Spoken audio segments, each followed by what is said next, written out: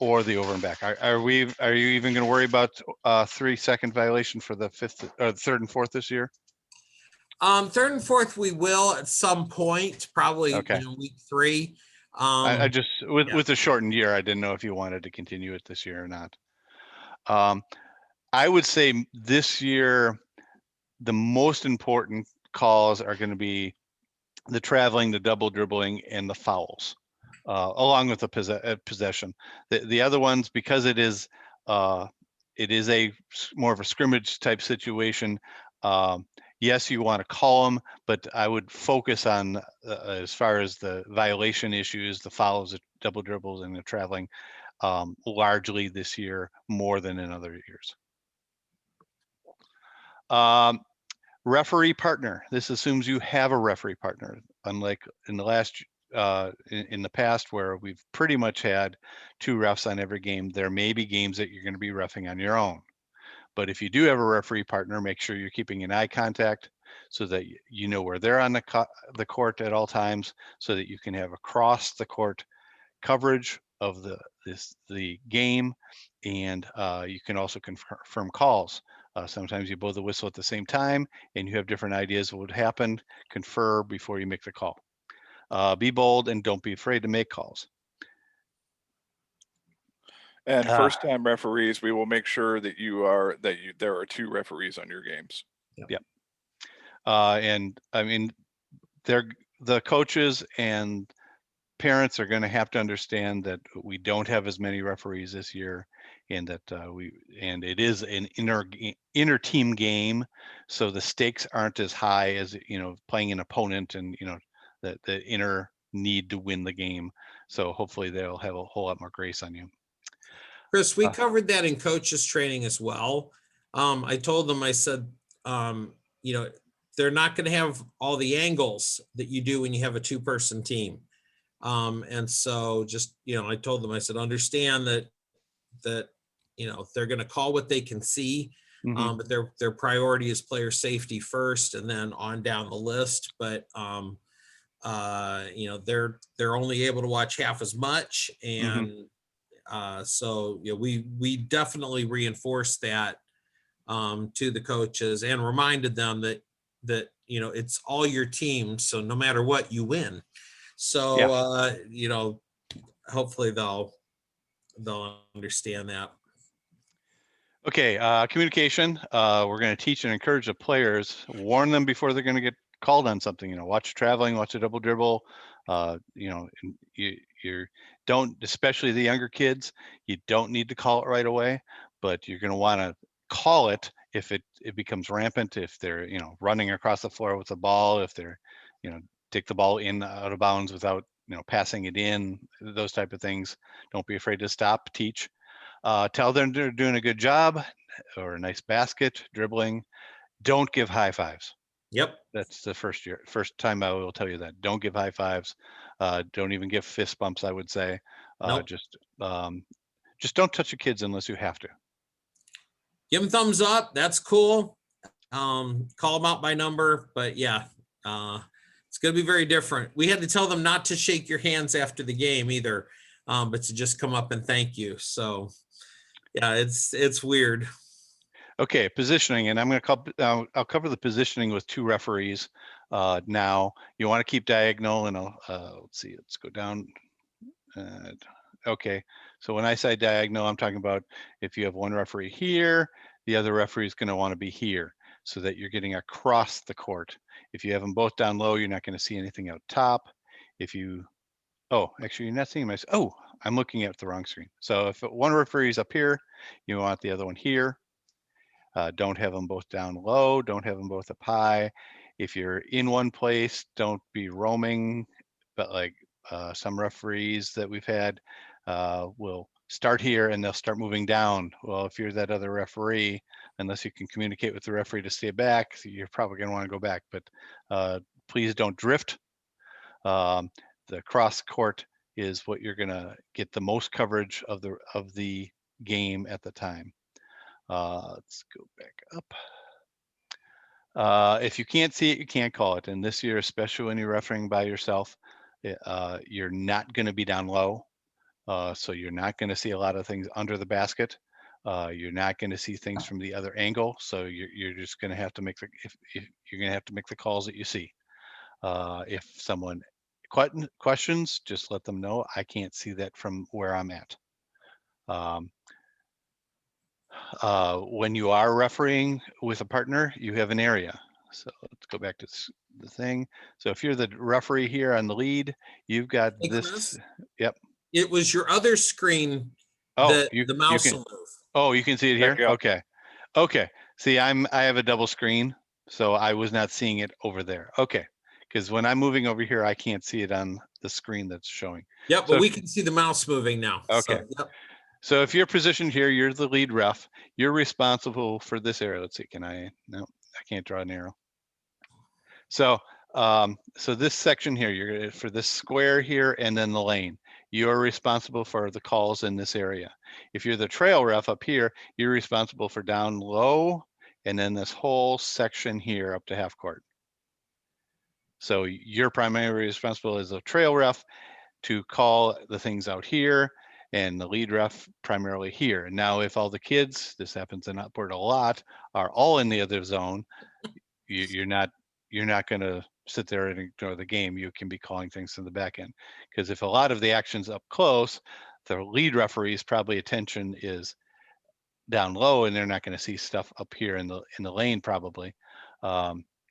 And the other thing you want to make sure is that you're not staring at the ball all the time, unless the ball is in your zone.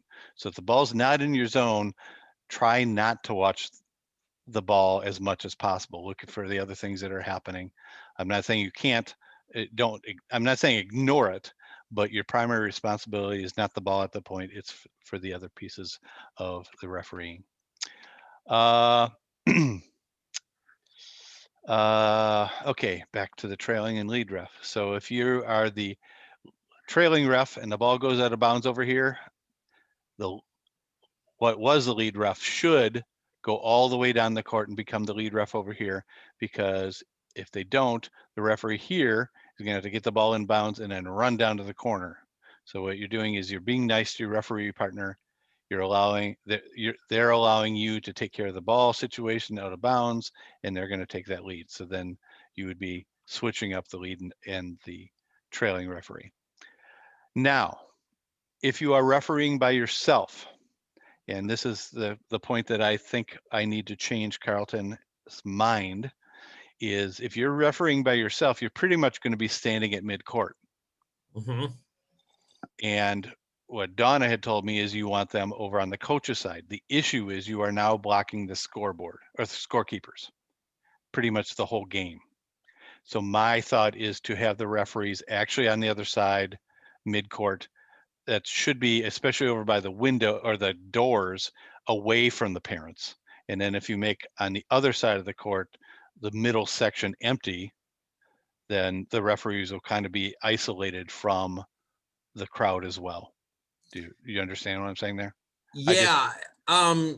And I'm glad you said that, because what I was thinking was we would have them hovering at the defensive line, basically. Well, if you're at the defensive line, then you're really blocking the scorekeepers from Yeah. the Yeah, action. that's kind of what I was. So I had not thought about the impact they would have on the visibility of the scoreboard as I was working that through. But that I'm glad, like I said, I'm glad you said that. So we're gonna have to think about what the trade-off's going to be, but I'm glad you said that. So Casey, that's something you and I need to look at. Maybe during the first practices, while we've got some time, kind of look and see where ideally we would want them, and then we may make that switch and put them back on the side where the parents are.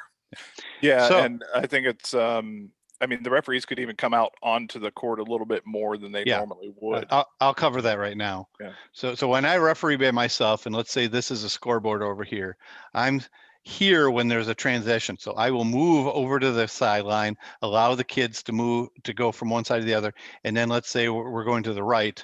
I will then kind of come over here, but I don't want to block the flow because they're going to come out. So I'd go here, and then when it transitions back to here and then there. So you're kind of making a V back and forth but you're not going very far. It's it's only 2 or 3 steps, but you're trying to get in a position where you're seeing as much as possible. If you just stand here, you're going to miss a lot more because you're so far away from the action. But move up to about here so you're not blocking the flow around the 3-point line, and adjust. But like I said, it's just as V back and forth. And you're going to want to do that as well, whether you're on the coach's side or the opposite side. Violations in the backcourt, that means traveling, double dribbling. We do not call that in first and second, third and fourth at all. You're going to want to use that opportunity to teach them. So if they are traveling or just walking the ball up, stop them, let them know. I would say don't take the ball away from them at this point. Try to touch the ball as little as possible, but let them know that they need to keep their dribble, keep their stop walking with the ball, all that type of thing as they're coming up. Give them that opportunity to improve. The over and back line, which is for the first and second, third and fourth, would be the midcourt, but we don't call over and back at all in those divisions. The fifth and sixth, we'll cover that in a second. That is the opposite. We do call over and back, and that is the opposite line for the defensive line. We'll cover that in a second. Hey, Chris, I covered your slides in training today, and there was one question I had regarding, if you can go back to the previous slide. This one? Yeah, the violations in the backcourt, and I may have spoken wrong, and so we have to correct it. But third grader is bringing the ball up the court, and he dribbles it off his foot, and it goes out of bounds in the backcourt. I said, basically, we don't call anything in the backcourt, so we would give the ball back to him. Is that correct? I would, in the past, I would disagree. Okay. If you want to do that this year, that's fine. But I would say, if it's your purple player, struggling players, especially in first and second, yeah, I would agree. That's not really a violation. That's just that's just a turnover, ball out of bound type thing. That's the way I would call it myself. Okay. But I often have grace as well. It's like stepping over the end line, passing the ball in. You're probably going to be a little more lenient. The younger or the less skilled the child is. And use that as a teaching opportunity. Cool. Thanks. That helps. So thank you. That's the way I would go with that. Defensive zones, in the first and seconds, third and fourth, it is this line, and I know this isn't exact. So we're going from right to left. This is the defensive line. So when the team on the right has the ball coming up to their basket, the defensive team has to move back behind this line and not play defense on the team until the ball crosses the line. Once the ball crosses the line, they are able to play defense all the way back to half court. But half court is like the wall as far as the defense is concerned. They cannot cross the half court line to ever play defense, other than fast breaks, and we'll cover that in a little bit. Fifth and sixth, it's the half court line is the defensive line. They need to move back behind the half court line. But then again, they still cannot, it's the same in all divisions. You cannot cross half court to play the defense. Talking about the over and back, this is the over and back for the team on the right. So the ball comes in, and if they were to retreat and then cross half court again, or this line again, that would be an over and back violation for the fifth and sixth division only. However, the ball has to cross midcourt first. So if they come here and then immediately step back, it's not an over and back violation. The ball has to be brought across half court and then retreated back. If then they go across that half court or this line itself, then it is an over and back violation.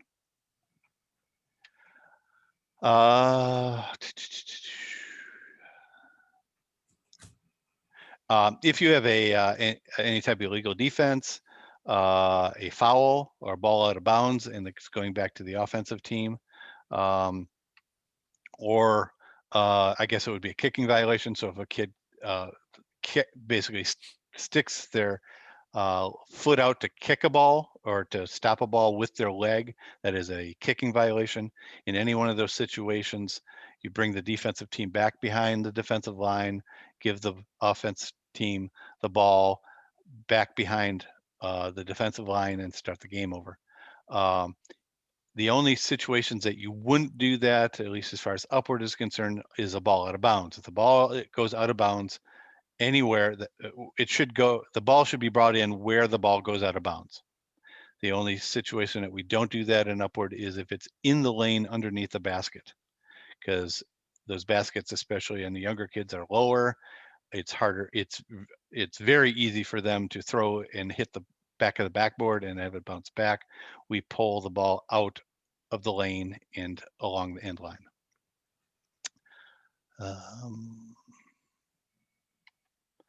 Okay, any questions on the defensive zones and positioning?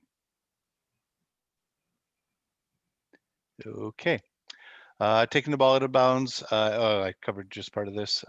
Boy, this gets really old with bleachers. Hopefully we have bleachers to deal with in a couple of years. You bet. Unfortunately, I can't explain what that means to everyone, but just be very hopeful.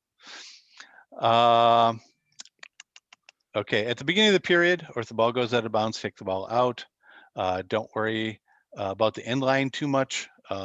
If there's, or any place where there's not much room for the kid because of the closeness of the seats. I don't know how close they're going to be this year, given how we're trying to spread out, or how many chairs will be there. Are you having 2 sets of rows this year, or just No. one? There will Okay. actually only be 10 chairs along the end line, basically 10 to 12, 6 feet apart, 1 chair per child on the court for 1 parent per Okay. child. So you shouldn't have this problem as much.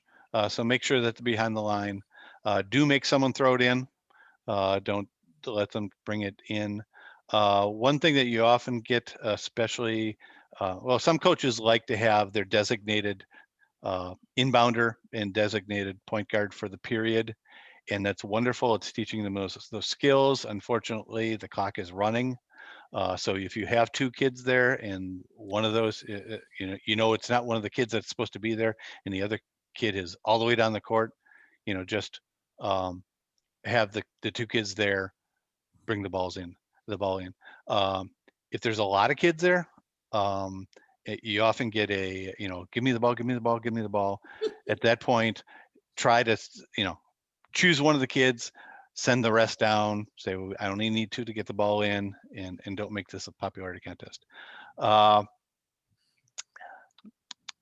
Let's see, on a violation or a non-shooting foul, make sure the ball goes out of bounds and inbounded.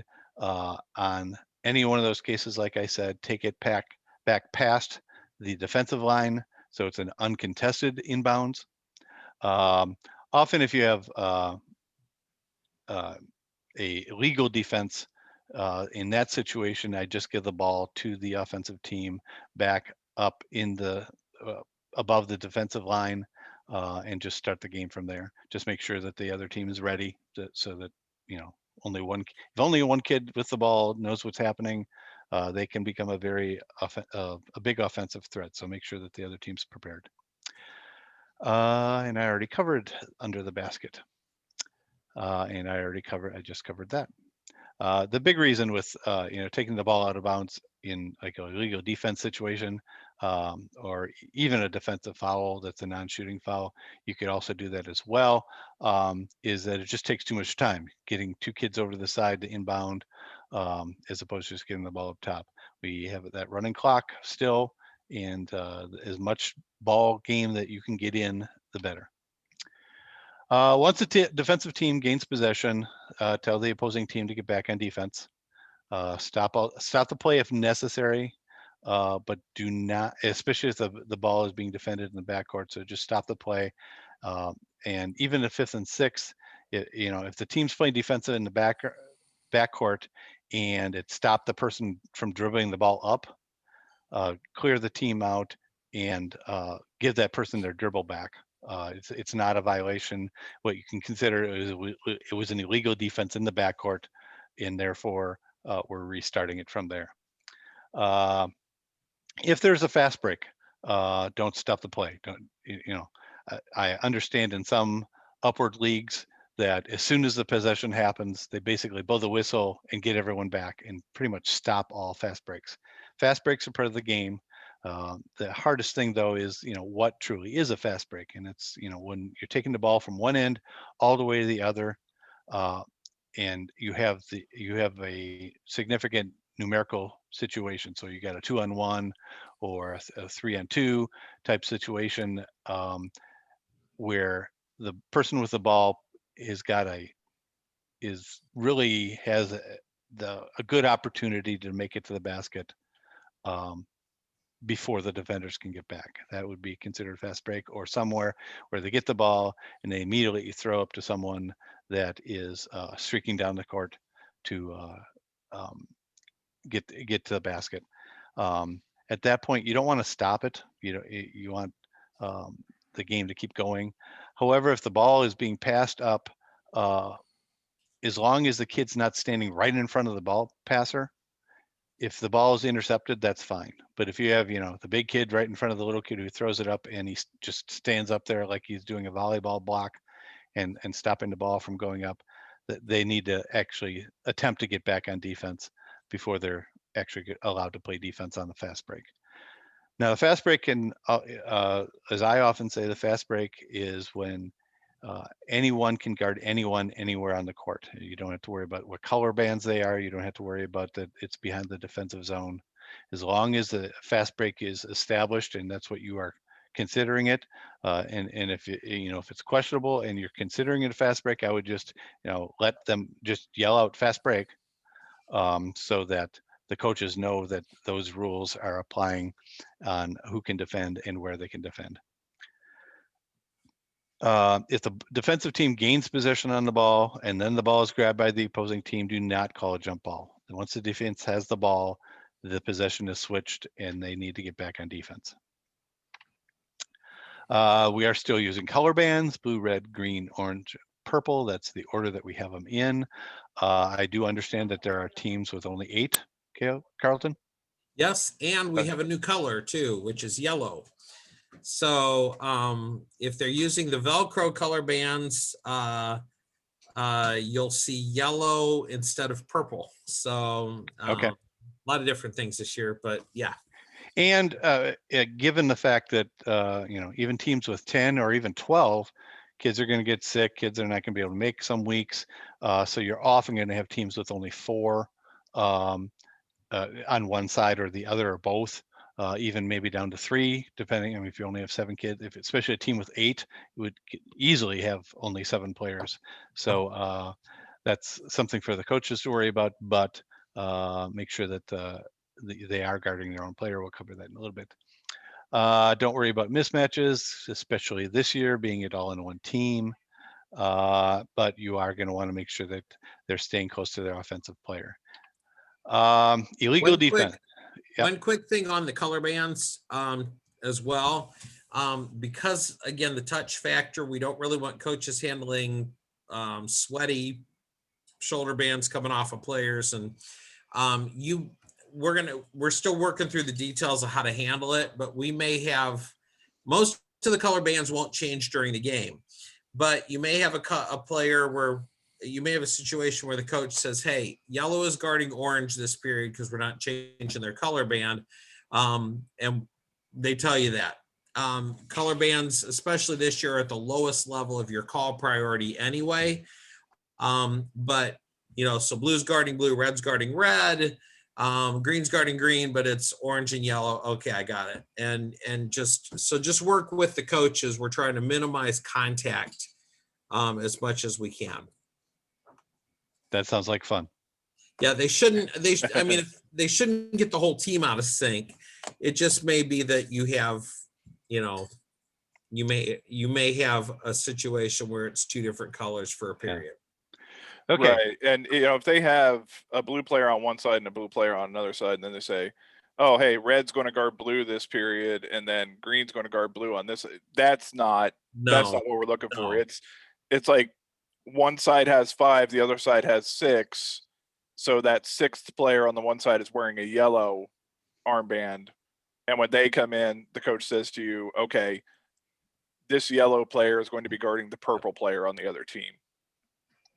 Yeah, I think the hard thing you're going to have this year is if you have 5-on-4, and the team with 5 has to rotate in, and so the blue player may be sitting one period. You almost need to adjust the color bands at that point, but Yeah, that's what we're wrestling with. So I haven't come up with an elegant solution yet. I've got 2 weeks to figure it out. I have a And question. Yep. Could you just shift everyone up? So like red is guarding blue, like everyone just shifts up. yeah, but if you have a red on one team and red on the other, and red on one team is supposed to cover the blue on the other, and then the green is supposed to cover the other red, you're not going to be able to do it. yeah, Right. it'll be a nightmare to try to keep track of it. So we're trying to figure out what we're first doing is setting up all the rotations for all the different numbers of players. And then we're going to kind of look and go, okay, how much of an impact is this really? And then figure out the solution from there. So I should have the rotations done midweek this week. And then we can look at it and go, you know what? It affects 2 periods of 2 games. Here's what we're going to do. Or it affects every period of every game. Here's what we're going to do. We'll come up with a solution once we get a little bit more of a grasp on what it really is going to look like. I think what you're really going to want to get involved with, as opposed to, as much as we try to tell the players to stay with their own player, is to make sure that one team isn't double teaming another player when they shouldn't be. As long as one player is defending one player, this year, I would almost say it's fine. And not worry about that situation. It's when you got 2-on-1 and someone's being mugged because they can't get out. Try not to do that. Or a blue player is running to every player that has the ball, and basically, So if you're like a Caleb Bickett and you can't stay with your own player and you're constantly stealing the ball from everyone. Oh, did I say that out loud? But and Oh, also okay, remember, that's a coaching issue too. So if it's happening regularly with a team that you're refereeing, talk to the coach about it and say, hey, please remind your players that they've got to be guarding somebody. They can't just be roaming or playing free safety out there or whatever. I think the advantage. Excuse me. Oh, I was just saying, how about on picks? Are you allowed to switch? We'll cover that in a little bit. And unlike other years, this year you're playing players that you are going to be practicing with. So maybe there's going to be a little bit easier for, name recognition, that you're going to say, Billy, make sure you're covering Joey type thing. So that the coaches are going to be able to control that a little bit more. And we did tell the coaches that in coach training that the color bands kind of fall back on them, especially if we're only having one ref on a game. Is if you see, I said, don't tell the players on the other team they're guarding illegally, worry about your own. But if you see a player on your own team that's not guarding the right person, tell them from the sideline, hey, you're not guarding the green player, you're guarding blue, you need to get on him. And so we did tell the coaches, hey, help us patrol this, because to make life a lot easier on the refs to do to really hit the key tasks that they're called to do. Yeah, I think I would say one of the major things you're going to do, other than the double teaming, is also, especially if you have one of these kids that's just bigger than everyone else, who likes to sit in the lane because they know they can get a ton of rebounds there, and that's all they're doing.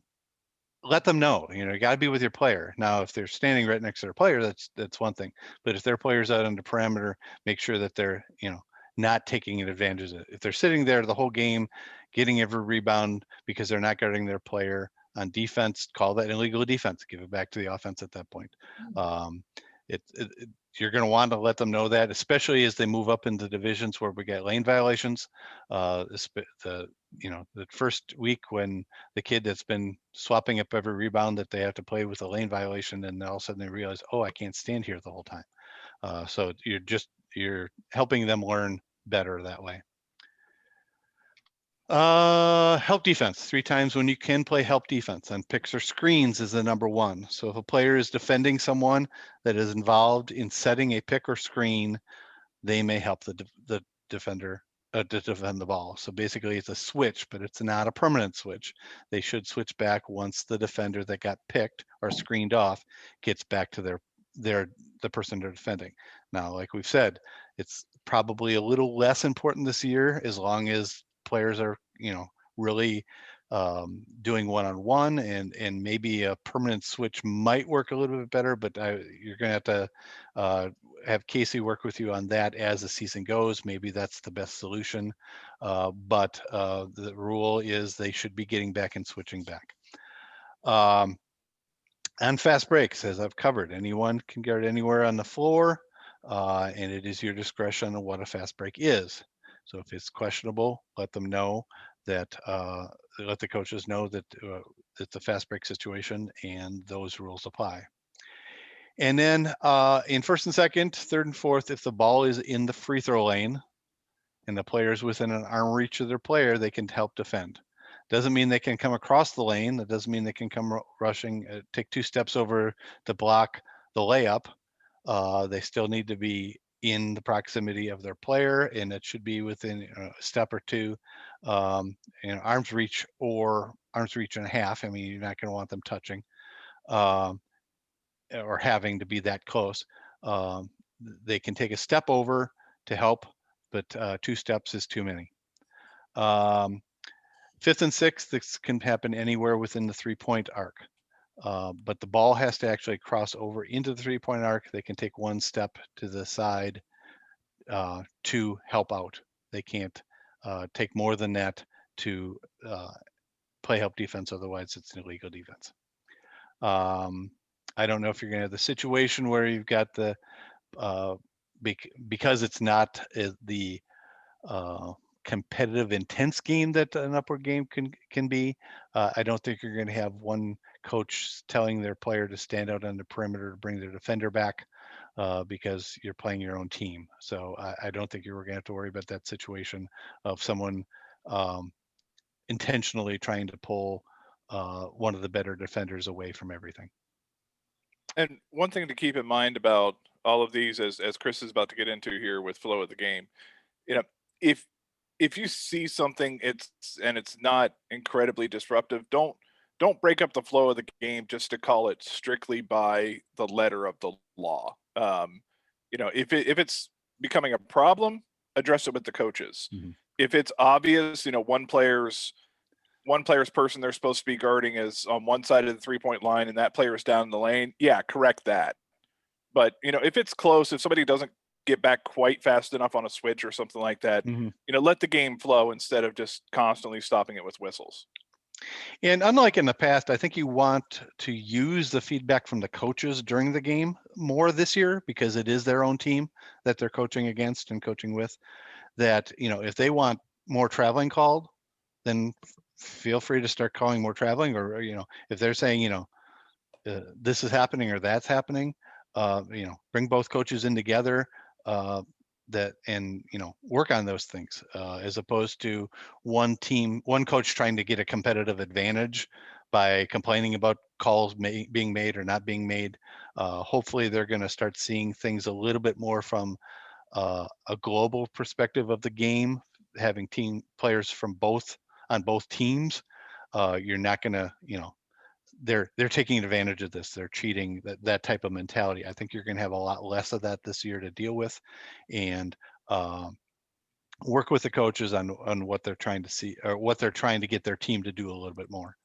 Chris, that's an incredibly astute observation. I wish I had that before I did coaches. We just finished coaches training an hour ago. Because that's really true. There's going to be things that a team is going to work on since you go right from your practice right into your game, that they may come to you and say, hey, tonight, this is what we worked on. So keep an eye out for this. And in that case, yeah, they're not trying to skew the results of the game. They're actually trying to get you to help them reinforce what they just taught in their practice. That I didn't, I wish I had told the coaches that, but I'm glad you said that. Okay, flow of the game, even though it's not 6 periods and it's not 7 minutes, it is the 4 minutes and or 4 periods of 6. So basically, unlike the normal game where, after warm up and announcing and those type of things, you're going to have some time off. So you probably have about a half hour off, half hour on type situation back and forth. I'm sure you're going to set chairs aside for the referees. Try to stay there so you're not near the kids, not near the parents during the practice time. I assume they can go out into the lobby area if they want, Carlton? What you'll need to do is, as referees, we will sanitize down the gym.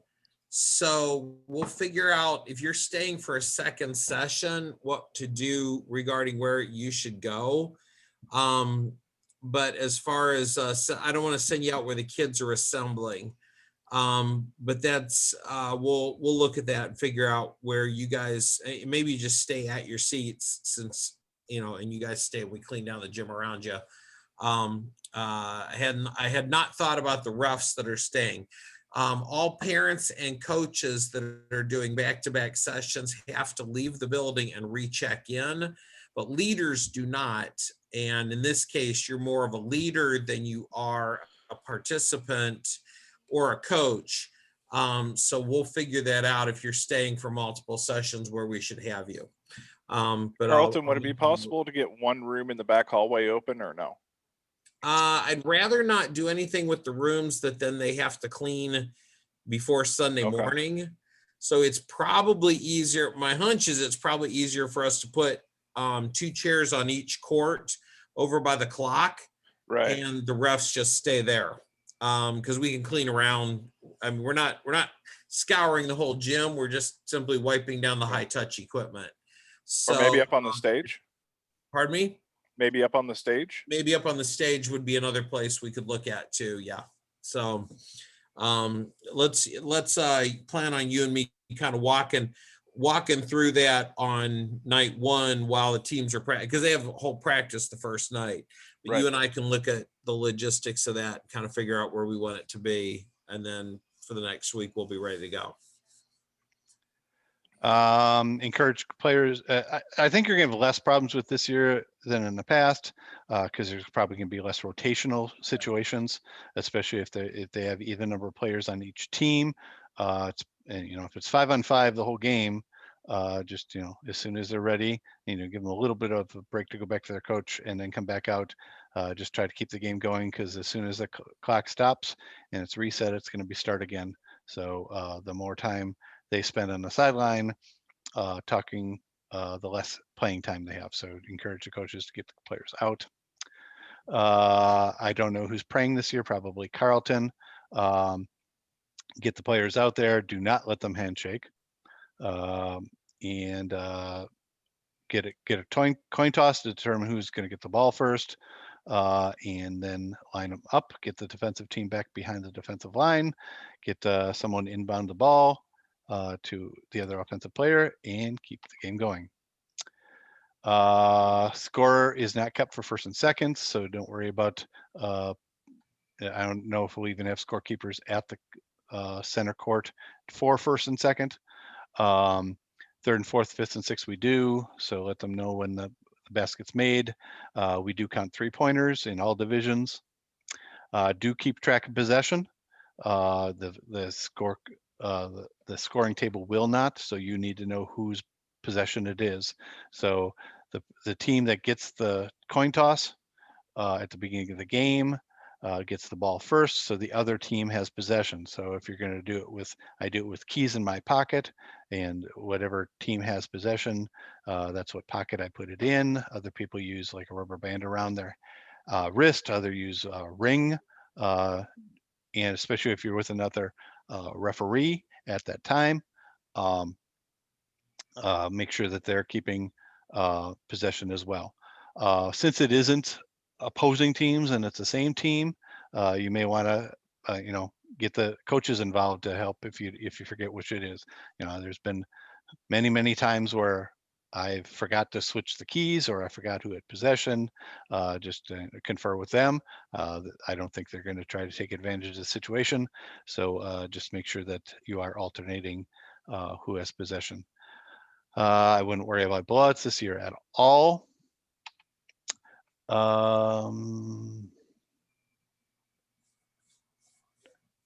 Okay, remember who has the ball, who had possession of the ball at the end of a period, because there is no halftime, right?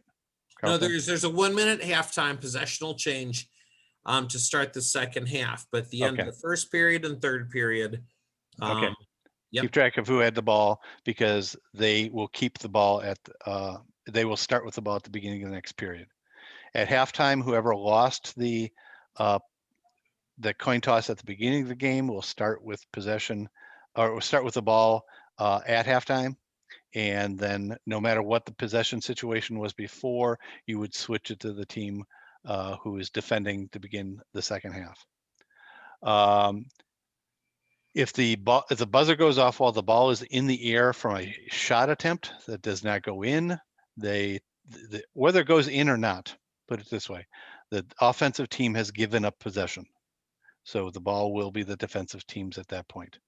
A pass does not count, or a ball that's rolling out, going out of bounds, but not out of bounds, unless it hits out of bounds before the buzzer, that is not a giving up of the possession. It's only on a shot attempt.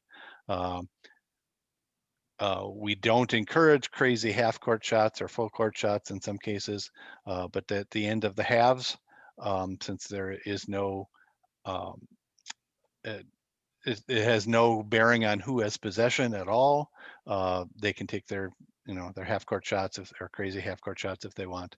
I'm not trying to get them to stop shooting at the end of the halves or at the end of the other periods. We're just trying to prevent errant crazy balls from hitting someone that's not being attentive. That's probably less of an issue this year because there's going to be far fewer people. There's going to be only one parent, I believe. Yes. Per kid.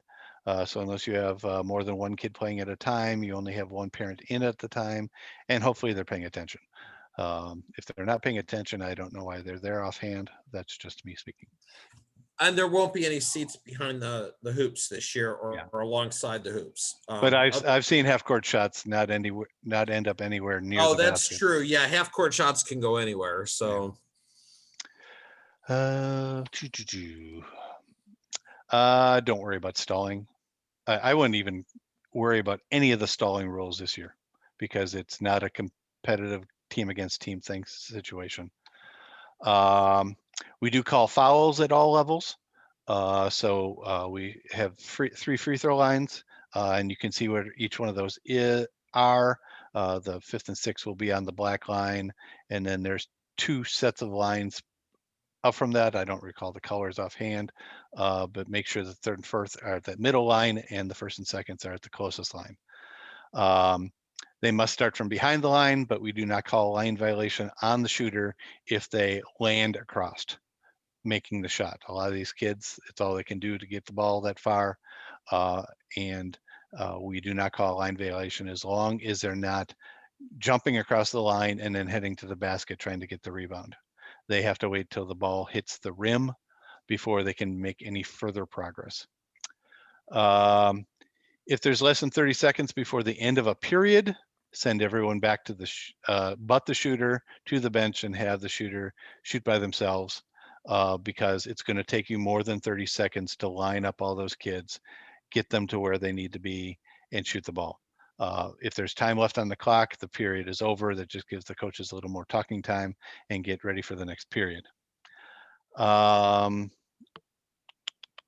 me go back to the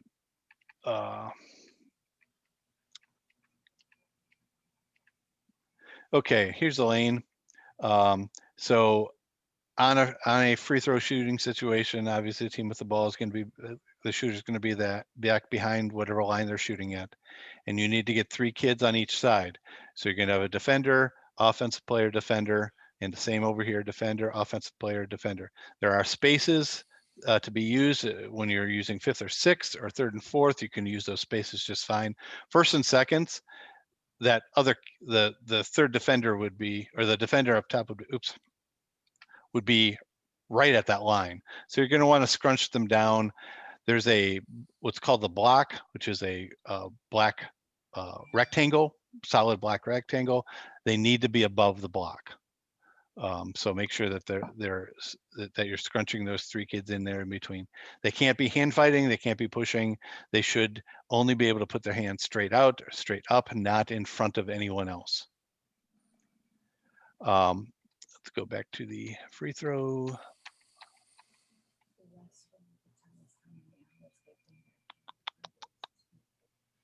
Okay, the other players, so there will be, if you're playing 5-on-5, they must be back behind the 3-point line and above where the free throw line, or not the free throw line, they need to be back behind the 3-point line, but further up the court than the free throw line. So they can't be on the, behind the 3-point line over in front of the coach's bench. As long, they still need to be back behind the free throw line so that they're not, causing a visual distraction for the shooter.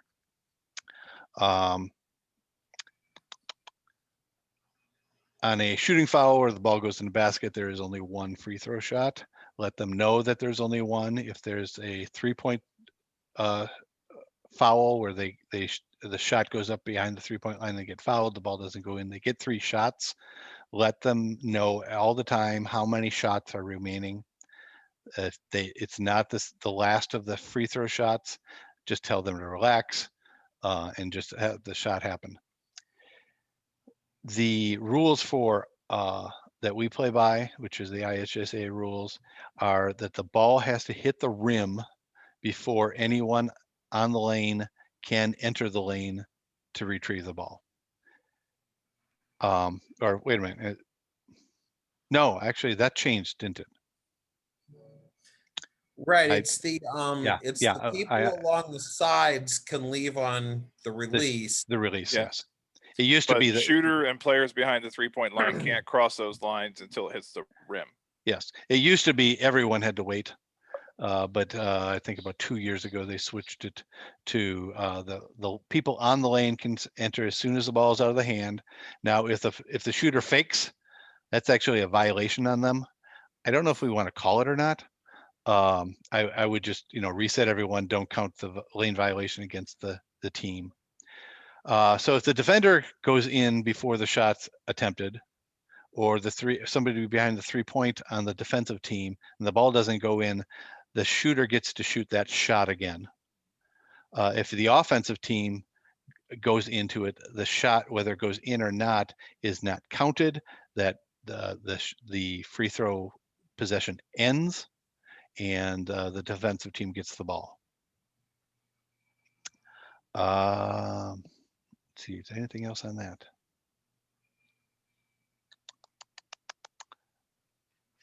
No, I don't think so. Fouling out, are you having fouling out this year with 2 fouls in the same period? We are. So what we told coaches, we said it's an awful lot of fouls if it happens. But if you have a substitute, if you don't have a substitute, there's nothing we can do. But if you have a substitute, you put the sub in and take the player that fouled out. But then if somebody else fouls out, you send that player that was on the side in and take the next player out. I said, but if you get to that point, your team is fouling a lot because it's only a 6-minute period. But yeah, we want them to understand there's a penalty for 2 fouls in a period if there's a way to enforce it. Okay. And even if they do foul out there, they would be coming in the next period that they're supposed to come in. Last 2 minutes of the game, I assume you're still keeping this rule going. Okay, so during the last 2 minutes of the 4th period, in this case, all non-shooting fouls on the defense result in 1 point being awarded to the offense, and the offense gets the ball back up in the above the defensive zone. In a shooting foul where the ball doesn't go in, they get either the the 2 or 3 points. If they shot it behind the 3-point line, it's a 3-point foul, and the ball is given to the defense. If the ball goes in, they get the and one. So if they shoot a regular 2-point shot and get fouled and the ball goes in, it's a 3-point. The ball again goes back to the defense. On an offensive foul, this is really upward only. Normally offensive fouls don't count points at all. We do give 1 point to the defensive team and the defense gets the ball. The reason we do that is to prevent overly aggressive offensive play towards the end of the game, because if it's just a possession issue, we want them to understand that that becoming overly physical is not what we want, and that's why we give it a point. The reason we do this is because that clock's stopping. And like I said before, lining kids up into free throw, if you can get it done in 30 seconds in the first and second, or even the third and fourth, you're very lucky. Fifth and sixth, you might be able to get them in possession and get 2 free throws done in 30 seconds, but that clock's running. In a competitive situation, it would be an easy way of one team, you're up by 3, there's 30 seconds, you can foul them. Yeah, take their shots, even if they make them both, the clock will run out. So that's why we have this rule of within the last 2 minutes of having automatic points. All you have to do is call out what the points are. You just say foul on so-and-so, the shots, what the point situation is, who has the ball, get everyone in position and continue going on. In the last 2 minutes, I would not myself worry about someone fouling out. Unless it's someone being overly aggressive because of the time situation. If someone actually has to go out and being replaced in the last 2 minutes, I really wouldn't worry about it, just from the game flow, and you need to keep the game going. 3-second violations, we do call it in the 5th and 6th, starting week 1, 3rd and 4th. It's really a 5-second violation, even though we still call it 3-second violation. And Carlton and Casey will let you know if and when that will be called for the 3rd and 4th, 5th and 6th. Try to make sure you're swinging your arms with the put 3 fingers out. And wave your hand back and forth to let them know that you're counting it. So hopefully they see it, or one of the coaches sees it, or even one of their own player sees it and tells them get out of the lane. You may even want to warn them, especially if it's a chronic one or a lower skilled player that's not really understanding the situation. Just let them know, out of the lane, out of the lane. If you can learn their names, that would be wonderful. I don't expect you to, but as the year goes on, especially if you're because you will be doing, if you do the same time period every week, you'll be doing either one of the same 2 teams, because those teams are always at the same time. So there's a good chance you may be reffing one team the whole year if you're on that time slot the whole year. So if you can learn the names, that will help you, it'll help them, and I think it'll be a better experience for everyone. Once the ball is actually on a shot attempt, the counting starts over. So you have to wait until the ball gets back in possession of the offensive team before you start counting the 3 seconds.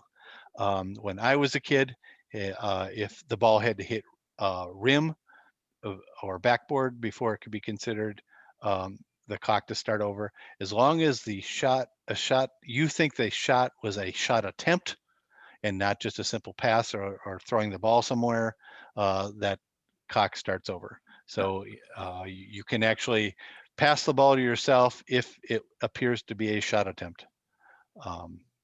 So remember, you're going to restart counting after that. Hey, Chris, there is the NBA has instituted the offensive 3-second rule.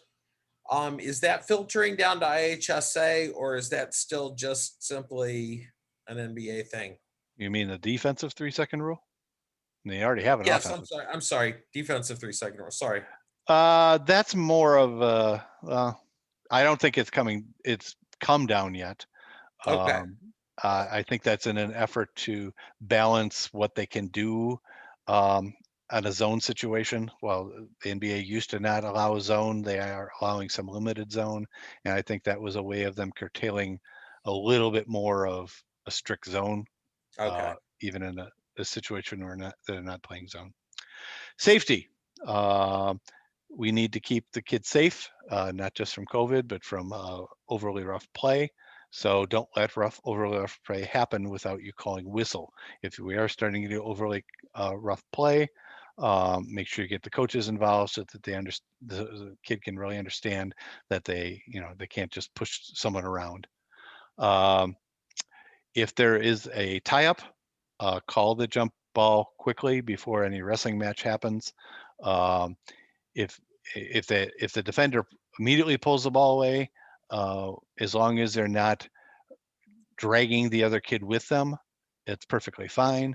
But as soon as you see a tie-up at this age, I would just call it, and it's a turnover for the defensive team, or it's a possession situation. So the ball goes to whoever has possession. So you tell them, even if they didn't get the ball from a tie-up, make sure you let them know that they did a good job. They may not understand the significance of switching the possession arrow, but there was something good that they did, and let them know that. Scheduling, like I said, Casey will be handling that this year. And if you're available the same time every week, I think that'll be easy on him, but do let him know. He will send out an email this week. They do start practices this next week, but games don't start to the following week, and there is 6 or 7 weeks of games. 6 weeks of games. 6 weeks of games. So it's a relatively short amount of time. So let him know the number of games. If you do not want to do upper divisions or lower divisions, or I had one referee that says, "Don't put me in girls, I scare them." Let Casey know that. If you do have, I don't think anyone here has any kids playing, so that shouldn't be a situation. Are any of the referees coaching that are here? I am, Well, I know, but and Casey is, yeah, and Taylor Leafblad is. okay. So yeah, there's Just- a couple of us. Just make sure Casey knows if you are coaching, what team you're coaching, so that he can schedule around that. Luckily this year, unlike the past where if you're coaching at 1, I can't put you on at noon or 2 because of dealing with the post game or the pregame type stuff. This year, because there is that, it's really a half hour off. I think you could probably do the game right after. Well, I'll leave that up to Casey. I think there's going to be a little bit more freedom because you're not coming in until a half hour. So I would say the game after you've just played would be easily for something that Casey could schedule you. If he probably won't schedule the game before the game before you coach, but Right. Do let him know that. And I just put my contact information in the chat. So I would like to ask everyone, please send me an email here in the next couple of days, letting me know your preferred division, and your preferred time to work, either Friday night or Saturday night. That'll give me a jumping off point for the schedule and get a sense of what we have to Does what my we dad have to contact do. information? Excuse me? Does my dad have your contact information? He should, yeah. Yeah. And also, let me know. I think I know. Well, as I said earlier, first-time referees, we will make sure that you have somebody working with you, and you will probably at least start out in 1st and 2nd grade. If you want to move up to 3rd and 4th grade or something like that at some point during the season, please feel free to reach out to me. Carlton, what time are the games on Friday and Saturday? Let me have the coaching grid here. The games on Friday begin Yeah. 30 minutes into the practice slot, so they are at 6 p.m., 7:15, and 8:30. Okay. I probably should have reiterated that a little bit more. I told you it was Friday and Saturday, but I don't know if I got across to you that there will be games on Friday this year for the first time that we've had it. And then Saturday, what time are the games? Saturday, 9:30, 10:45, noon, 1:15, 2:30, 3:45, and 5. And the reason for this oddity of times as opposed to on the hour that we've had is because they're going to take 15 minutes to go in after the game is over. There's going to be a crew to clean up the benches and anything that the players have touched. All those balls, I believe, will go out and get washed. So a new set of balls will be coming in. Any color bands they'll switch those off every other game and wash them in between, I believe. We've got enough color bands. We'll stockpile and then we'll do one load. But yeah, they'll clean color bands every game and sanitized equipment every game. So I guess I would encourage, especially if you're done roughing, I would get out of the gym as quickly as possible, just out of the gym situation. I'm not saying out of the building, but you're going to want to get out so that the cleaners can start cleaning. So that's why the odd time. So it's really hour and 15 minute of rotation between the practice games, and that's why that you'll see these weird times. Other than that, any questions? I'm sure that Casey would be glad to entertain if you know somebody else that would like to referee. I'm sure more referees would be wonderful for him. Yeah, absolutely. If you know anyone who might be interested, please let me know.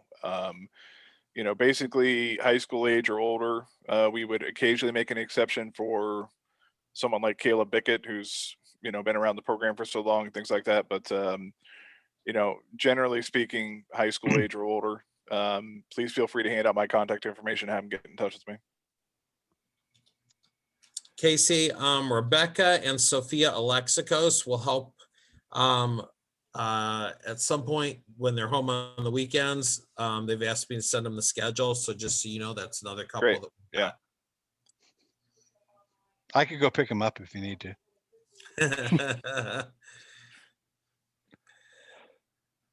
Okay. Carlton, you want to end us in prayer? Sure. Lord, we're excited about the season ahead, and excited and nervous about the changes. But Lord, thank you that you've opened the door that we can get back to hanging out with these kids, pointing them towards you, and playing sports. Lord, it's a relief after a year of this. And so bless the season ahead. Help us as refs to be effective. Help the kids to not see us as the enemy, but to see us as coaches on the court, which is so much different. And help us to reflect you in the way we carry ourselves. In your name, amen. That is one other issue. We do supply, we're going to supply those whistle things to begin with, but ref shirts, do you want them to keep the same ref shirt and wash it themselves and bring it back each week as long as we get to the end of the season, or are we going to take care of washing them? Since we have the laundry system and a cleaning person, we'll do what you've been doing. And that is, once you wear the ref shirt, throw it in the bin. And then we'll do a load. I don't think we'll need to do a load on Saturday with as many as we have, midday, but we'll wash all the ref shirts as well. I would say also take the hanger, and you probably want to have a repository to put the hangers somewhere else as opposed to, I guess, unless you limit the hangers on the rack to only those that had a shirt on it. Normally I had some extra hangers, so I was just. No, that's good. Take the hanger and throw the hanger in the bin, and then throw the shirt in the bin when you're done. We can just wipe down the hangers. That's not a big deal. I like that. Yep. Yeah, we'll have to limit the amount of shirts we have out so that we don't, end up having to do more work than we need. But yeah, that's a good point. Actually, everybody, please send me your shirt size as well, so that way we can make sure that we know which size shirts we need for each session, and we don't have just the big hanger rack full of them.